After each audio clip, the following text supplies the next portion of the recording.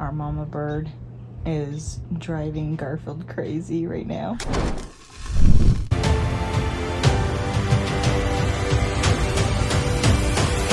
Hey guys, welcome to another one of my videos. In this one, we're gonna do a reading vlog. We are in spring, but it's like really, really close to summer, you guys. It's like summer's like just a couple weeks away. So I figured let's get into some really cool books that will kind of get us in the mood for summer. And the first book I decided to pick up is The Daisy Chain Flower Shop. This one is by Laurie Gilmore. This is book 6 in the Dream Harbor series. The first book is The Pumpkin Spice Cafe. I've been looking forward to this book. It just came out, but I hadn't gotten a chance to read it yet. So we're gonna do that. Why don't you sit down with your favorite drink and a snack and let's get cozy and read, shall we? I like this, like the first little exempt right here. It says, to all the nerds out there, we think you look hot in your glasses. Yes, yes we do.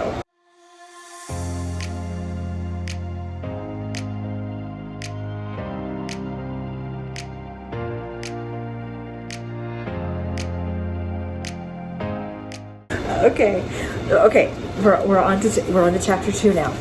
But couple things. First off, what idiot guy breaks up with his fiance in the worst horrible way you could possibly think of, then shows up later with his new fiance, rubbing it in her face and saying, oh yeah, we're thinking about having our wedding in your town. I hope it's not going to be weird. I hope we can be adults about this. No, we're not going to be adults about this. You suck. But this is how we're setting up for I am going to assume a like fake dating type scenario. Let's read on.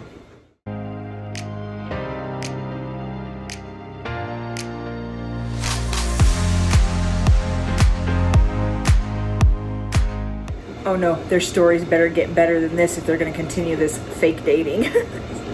They got to get their story straight.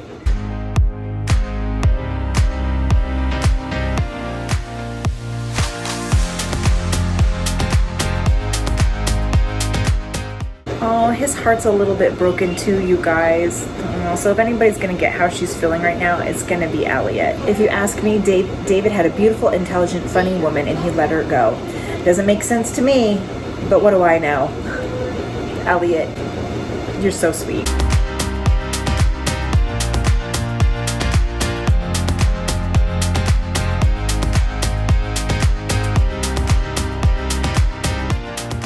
Oh, it looks like Iris is the one that's going to bring up fake dating to try to break the rumor that Daisy's cursed. I wonder if Elliot will go for it, though. I mean, he seems kind of chill. I mean, he kind of did a spur of the moment pretend with the ex-fiance. So, I mean, maybe he would want to do more of a, more fake dating. Let's see.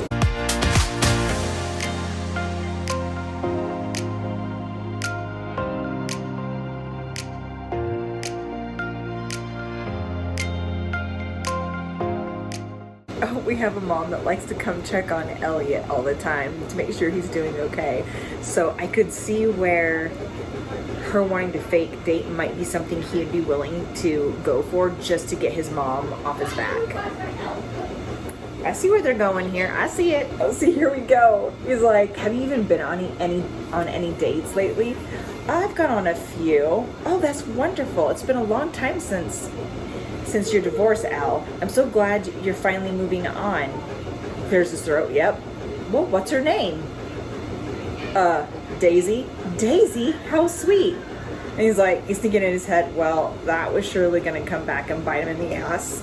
Why the hell had he said Daisy? He couldn't have just made up literally any other name. I guess where she's like, what's she like? It's like, she owns a flower shop. A Daisy who owns a flower shop? How perfect. Yes. And she has brown hair. She sounds lovely. Maybe I'll get to meet her. And he's thinking in his head, well, crap. What do I do now? We're at chapter 6 now, and we are starting out with them at the town meeting, which reminds me a lot of Stars Hollow. I get that vibe from it.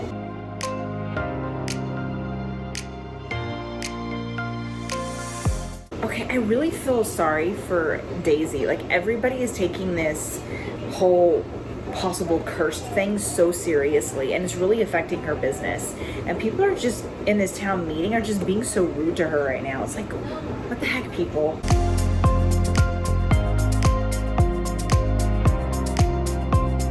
Oh no! Oh no!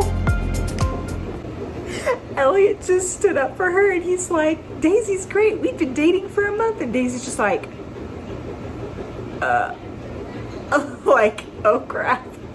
So there was no discussion like I was expecting her to like walk up to him and with like a proposal or something, like let's fake date, and then him be like, okay, I could do that, I'd get my mom off my back. I was not expecting him to stand up in the middle of a town meeting to defend her honor and claim to the whole town that they're dating.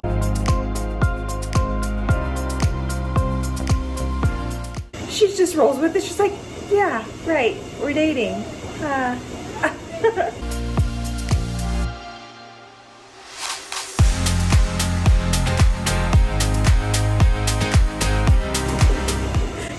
Slaps him in the arm. What the hell was that? What was what? That little display at the meeting. You told the whole town we're together. Are you insane? You just thanked me for rescuing you.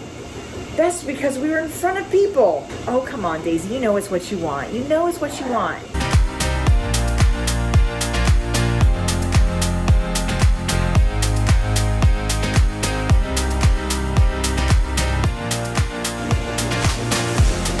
These two are so cute together. They're so funny. It's cute humor between the two of them. It's adorable. Oh my gosh, you guys, I miss eating Oreos. They're eating Oreos right now. I miss eating Oreos. But you know what? As I've gotten older, I have found that Oreos just are too sweet for me and they give me really bad indigestion. Random thought, but there you go.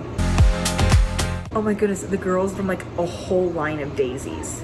So her name's Daisy, her mom's name's Daisy, her grandma's name is Daisy, and how they tell them apart is by their middle names. And their middle names are the month that they were born. For such a nerdy boy, he sure got a kinky mind. There's definitely some steam going on in his head. And in hers too. Instant attraction. I don't know how they think they could fake anything in this relationship. I'm just saying, with the way that their minds are going right now, it isn't gonna be, I don't think this is ever really gonna be fake. Even though they're going to try to label it as being fake. So they went on their first official date and they were in the bookstore and like the book club came in and Daisy gets this bright idea that they have to like rough themselves up a little bit so that they would be convincing. Let's just say I think they were pretty convincing. I think they have the whole town convinced by this point. I mean, come on.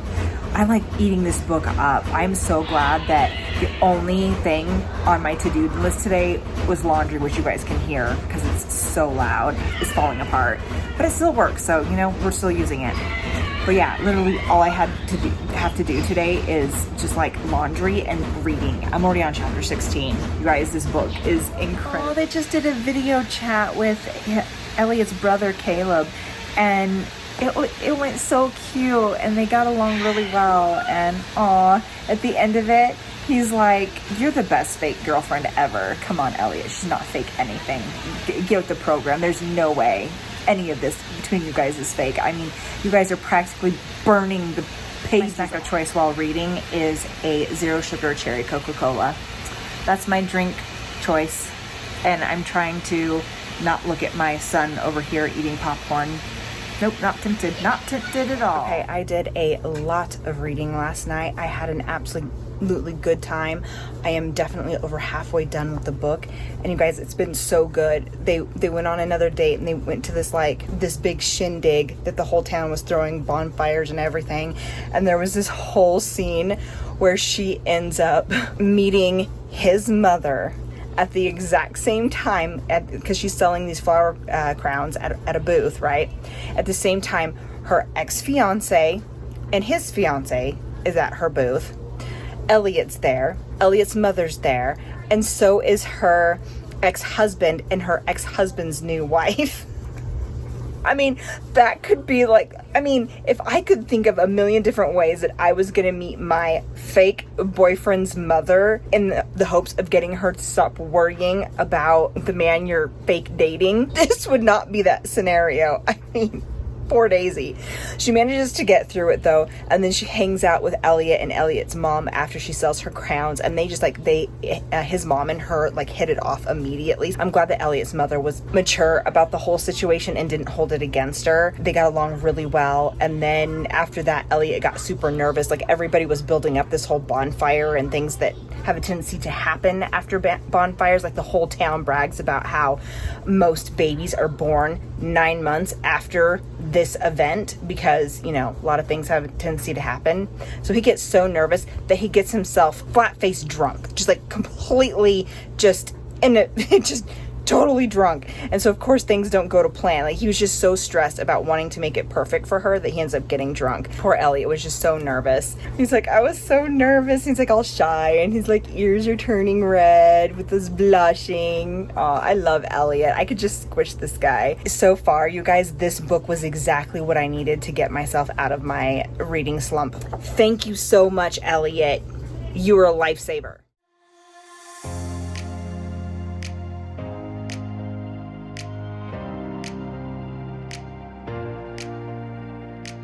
I love how there's this whole history going, right? Like he's like a giant history buff, and he finds this history about the about her flower shop, and then she ends up finding a picture of one of her distant relations from like generations ago. I think it was her grandma's aunt, so it would been her great aunt, and she looks just like Daisy. Like they could be twins. You can definitely tell that they want to be more than fake, and they've kind of admitted that to each other by this point.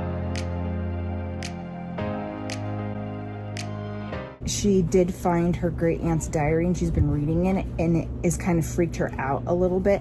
So she's been avoiding Elliot, and so she finally gets to the point where she realizes that what she's doing is stupid, and so she reaches out to him and like apologizes to him and asks for more of his help on getting information on her great aunt. She feels this need, almost like if she could find a way to help her great aunt who's long gone, but if she could find a way to help her great aunt, that maybe it would break her own curse. It's almost like she's starting to believe in this curse that everybody is talking about. Aww.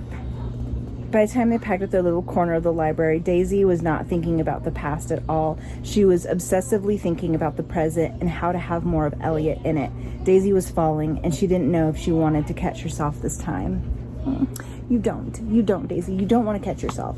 Hey, now they're in the month of June, just like we are. Woo!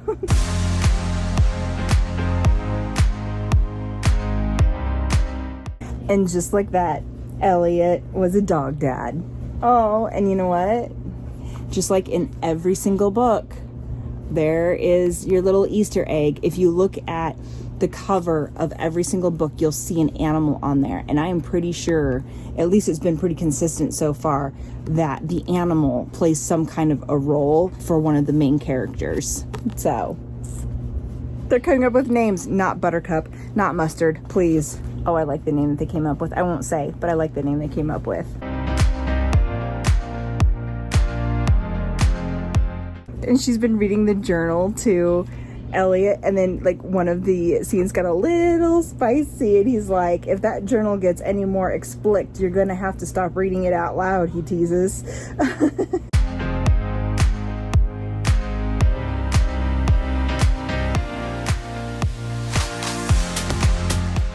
Her ex David is looking at wedding venues in town. Ugh, somebody just tell him no. I mean, I understand you need the business, but no.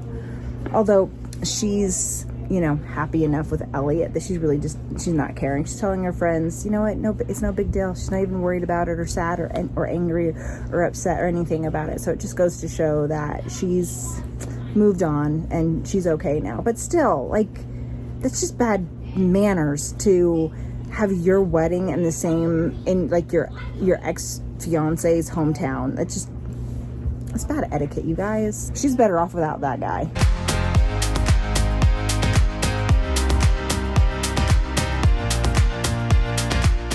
His brother Caleb and the vet Vivian just had this crazy moment, and like Caleb like put on his charm and she just like smacked it down, and Caleb was like looking at his brother all like hurt, like, what just happened?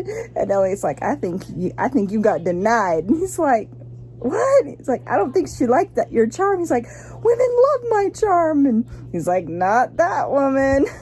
But I think Caleb is Twitter-pated. I think he's got it down for a vet. And even though he's only here for a little while helping his brother with the inn renovations, I think he's going to be back. And I think he's going to stay because of Vivian. Oh, yeah. Okay. So she got upset at her great aunt in her diary and decides that it was a wake-up call for her, and she went after what she wanted, and she went after Elliot. And let's just say Nerdy Boy's got some moves and Nerdy Boy's got some skills. Wow, Elliot, I gotta fan myself. Okay, so I finished the book. You guys, this was such a cute read. I found it interesting when, like, quite a bit of time later, he comes up to her with a proposal to fake break up because he felt that she was dependent too much on this curse that wasn't really a curse. And he's like, I think that we need to fake break up so that you can understand that you're not really cursed. But it's funny too because they fake break up, but they're still hanging out with each other all the time. And so like the town totally doesn't get it, totally doesn't buy that they're broken up. And it's just hilarious. You'll hear people walking by. It's like, are those guys together? Are they broken up? And like, oh, I think they're together, but not together. And they're like, oh, you know what those young kids do these days? It's always so confusing. And the town's just rolling with it. They're just like, okay, whatever. Like there was times I was laughing and smiling so hard my cheeks were hurting, and I was kicking my feet and I was laughing, and they're just so cute together. I liked that there wasn't a ton of drama in here. It was very all low-key. I mean, yeah, there was that the whole will they, won't they, get over the problems that they're having and stuff, but it wasn't like massive. I loved every second of it, and I can't wait to get into my next book, and hopefully it's going to give me the same kind of feel. Right, here we go, on to book 2, getting ready to start it. This was actually a very good idea. Honestly, I think what I needed to break my funk was just a break from romantasy and then just going into some straight, sweet, lovey-dovey. Each couple has their own happily ever after at the end of it instead of being left on a cliffhanger and suspense and all that other stuff. So let's get right into this book. I'm so excited. I'm excited to get into another Lucy Score book. Another beard. Another guy described having a beard. This has been happening to me a lot. Good thing I have a great imagination and I can just, for the most part, pretend that they don't have a beard. But like every single time I think of a beard in my mind, I think of Santa Claus type beards, and I know that that's not what's being described here. I get that. Whatever, you know what? I've read several books now that guys have had beards and I got past it, and it's fine. It's fine. I just pretend that they're very, very, very short beards. I can This is kind of hilarious because his nickname for her is Daisy. The book I just read was about a daisy who owned a flower shop. Wow, there's daisies there. Okay, so good so far.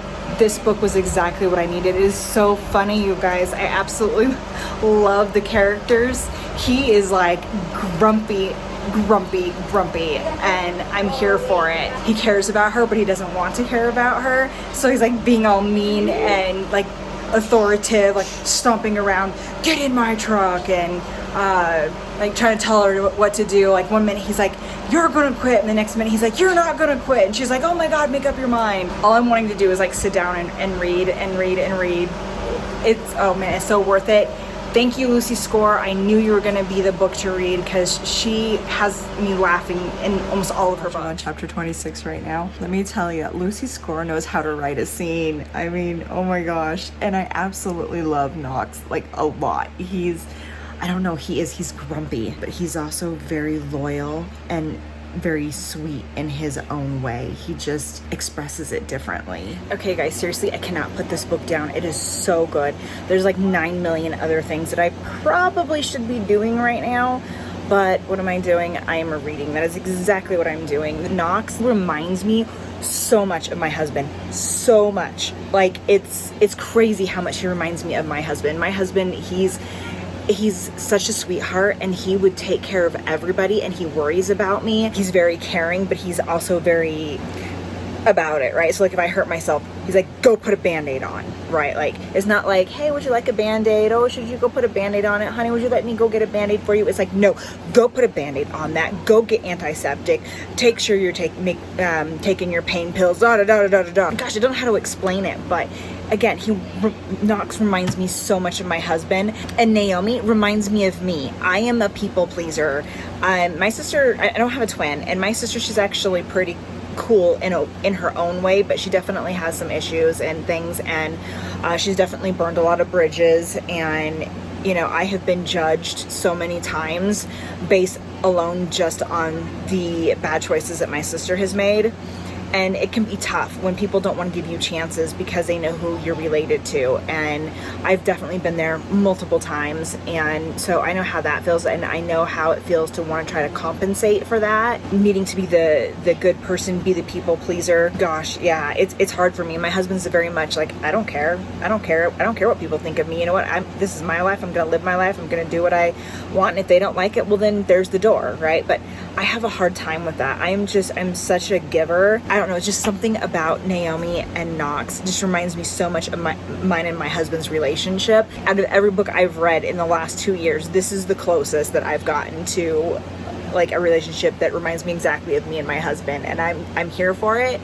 And despite how, again, there could be like 40 billion things that I should be doing, I'm reading, guys. I'm reading. That's what I'm doing. I'm reading. That's it. That's all, folks. That's all I wrote. You know what? There's always tomorrow, cause the sun will come out tomorrow.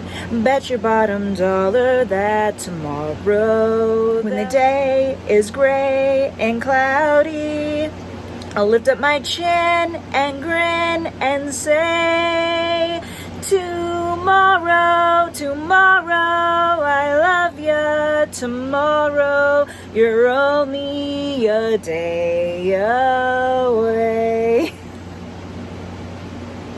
I don't know what's wrong with me. I'm blaming the book because it finally got me out of the funk that I was in. Let's go with that. I just gotta say that Naomi is like the best aunt ever. This little girl needed her. Their relationship is just so beautiful, and there was this sweet moment where they hug, and guys, I'm tearing up. I got places to go later today. I can't let my makeup run. No, must not cry. Think of something funny that will not make me cry. I can't think of anything. No.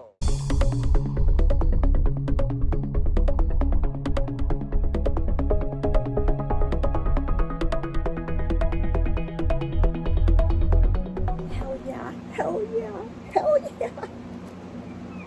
I want Knox to come charging to my rescue. This guy, you guys, he's 5-star. Oh my gosh.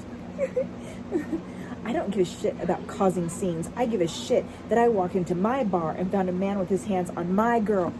Hell yeah.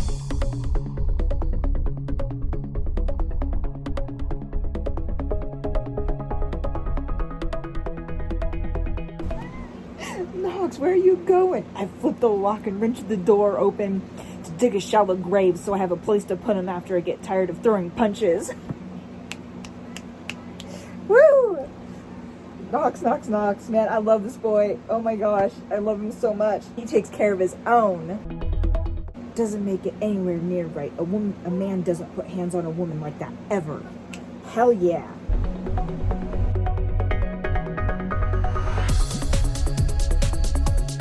Oh my gosh, something really cool just happened, but my food's beeping and I gotta go eat dinner, and I'm just like, no, I must know what happens.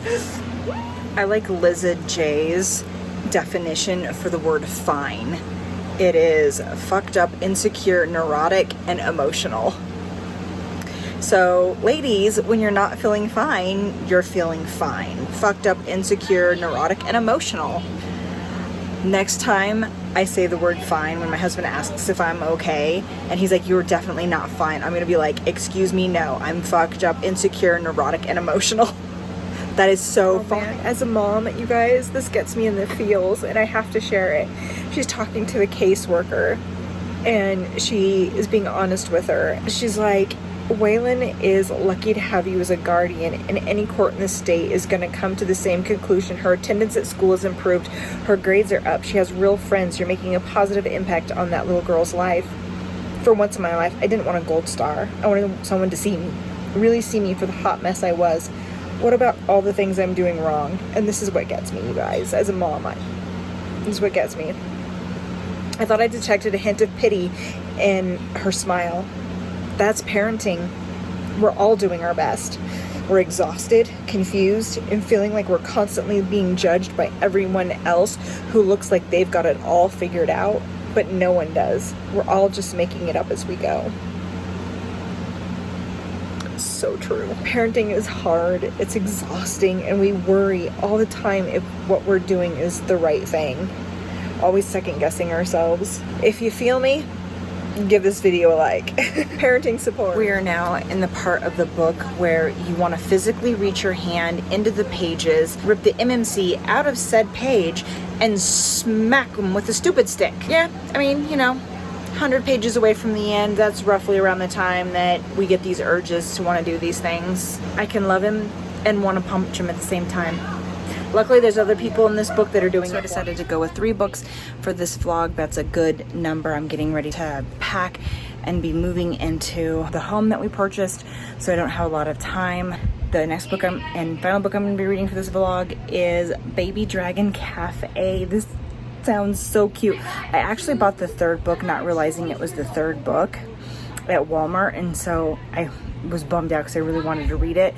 So I immediately went online and I purchased book 1. So I figured that this would be a great book to end this vlog with. So let's get started immediately. I just love the cover of this book. It's just the cutest.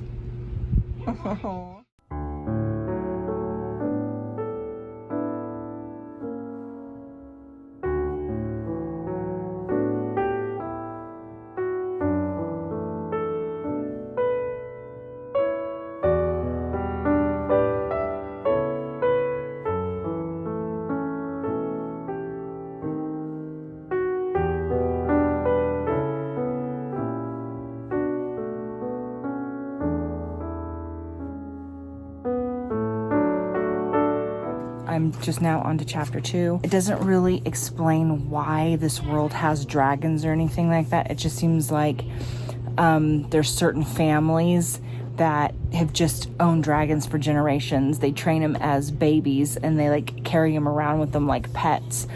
And then they grow up and they end up riding them. They become dragon riders. Saphira doesn't come from one of those prominent families, so she'll never be a dragon rider, but she still loves dragons a lot.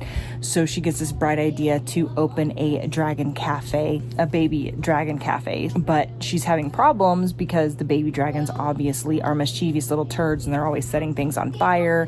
And so she's always spending more money in repairs than she can technically afford anymore, and now she is facing this fact that if something doesn't change, she's not going to be able to sustain the cafe. That so far is chapter 1, and you guys, it's such a cute story so far.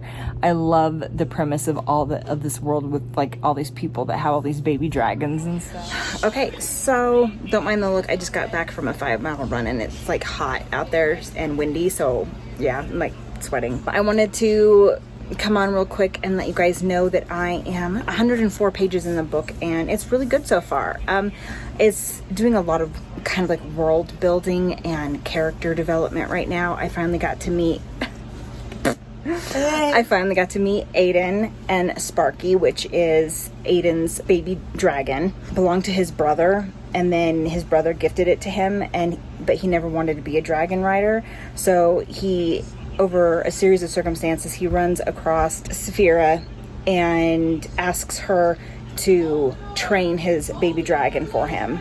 And then immediate sparks fly, and then there's just like all this cutesy stuff going on. Reading this book kind of reminds me of reading Sarah Durst books. I think that's her name. She did the Spell Shop books, and this kind of reminds me of the Spell Shop. I think I'm definitely going to want to read more books in the series.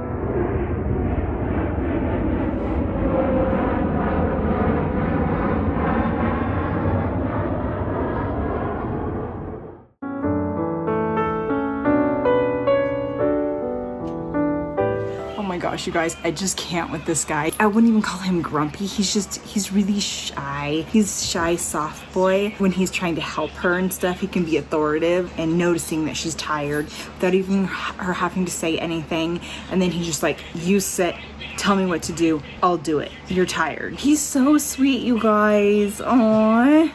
Ooh, we're only on page 126 and she's going to meet the family. She's gonna go meet the parents. He like asked her, and I don't even think he understands the ramifications of it yet. It's gonna hit him on on the day he picks her up. Like, oh crap, I'm bringing a girl home to meet my family. This poor guy's mind is ping-ponging around like he's in a tournament. Like one minute he's like, I need to keep my distance, I need to keep things professional, Sparky's involved, and I don't want him to get hurt, and I don't want to get hurt. And then she laughs, and he's like, oh, I can make her laugh forever, and I want her to be a part of my life forever, and I want to do everything in my power to make sure she's constantly laughing and happy and do everything for her. And then it's back to, I can't get emotionally involved. I need to keep my distance. And then she laughs again, and it's like, oh, I must make her laugh forever. Poor guy. Okay, we got the classic hot spring scene. We all know how this is gonna end. So I'm having this moment right now where I'm getting kind of irritated with Saphira because she's very much, oh, I really like him and I want to be more than friends and I want to do things with them. And then things start progressing that way. And then she's like, oh no, I'm afraid, must back away. And then she's back to, oh, I want to do things, but he's not instigating things. And it's just like, things had been progressing, things had been instigated, and yet you put a stop to it. So he's already been denied once. Like, especially with him being as shy as he is, do you really think that he's going to put himself out there again after already being denied? At this point, the ball is in her court. That's really my only hiccup right now, is like she can't seem to understand her feelings and convey herself, and instead of talking about it, like she's being kind of wishy-washy. And then she keeps telling him things like, you're my friend, I see you as my best friend. It's like, you realize that you're friend zoning him right now, right? You want more from him, but you're friend zoning him. Our baby birds are gonna be leaving their nest soon. They're getting so big, look at them. Aww. There's 3 of them, you can't really see the third one, it's hiding behind the other 2, but they're getting so big. So they haven't done anything beyond a kiss so far, but they're already referring to Sparky, the baby dragon, as their baby dragon. Like, he's been doing that for a while in his mind. So, and I don't even think he was even realizing what he was doing when he was saying their baby dragon did this, their baby dragon did that. It's like, realize what you're doing, man, right? You're already making your guys' selves family. The romance between these 2 guys is so sweet. Guys, this is like a really cute story. And if you're looking for something whimsical and sweet and like, I don't want to call it slow, because in my opinion it wasn't slow, it's just very calm. You got your romantasy books, which are going down the rapids, right? And then you got books like these that are just like slow inner tubing in the sun, where you're sunbathing and relaxing. It's perfect for this time of year too. There's 2 other books, and I think there might be a 4th book coming out. I'm just not sure when, but you can definitely believe that I'm going to be reading the other 2 books in this series, because I've already met the main characters in book 2, and I'm actually really excited for their story. These guys are so cute. I just can't. I'm waiting for them to do this whole thing with the phone where you hang up. No, you hang up. No, you hang up. No, you hang up. You are my sweetheart. He gave her a shy smile. You're my sweetest. And then he kissed her cheek. Oh, I can't. This boy. Our mama bird is driving Garfield crazy right now. But that's our mama bird. She's the one that's got the babies that are grown up. But she's just there chirping away, driving Garfield bonkers.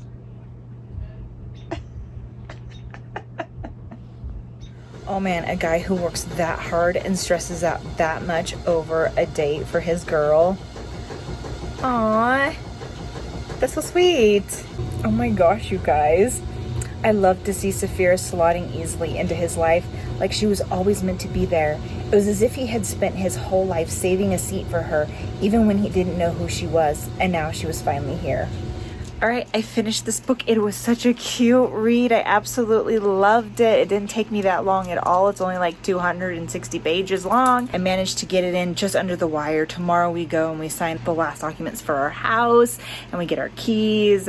Yes, I cannot believe we were finally to that point. So I finished this book just in time. I hope you guys enjoyed this little cozy spring/summery reading vlog with me, and let me know if you would like me to do another one of these, maybe more tailored towards summer. I hope everybody has a fantastic weekend and a great end of June. I will see you guys in my next video. Bye.